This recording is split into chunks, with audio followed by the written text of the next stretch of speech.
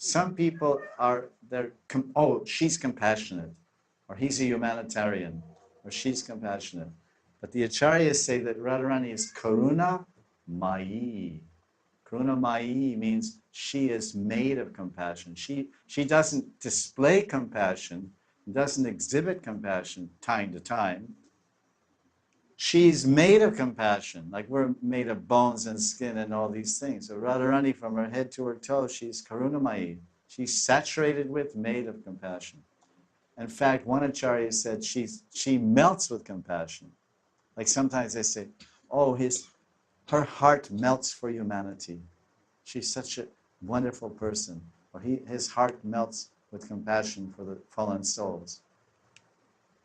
But Radharani, her whole form melts with compassion for anyone who cries out her name. So Radharani said, oh, Lalitika, he's crying Kishore. You please bring him. Please, you go and give him a gopi's body.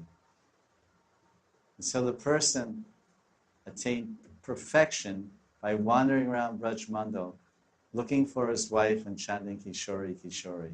So this is the power of the Braj Mandal. So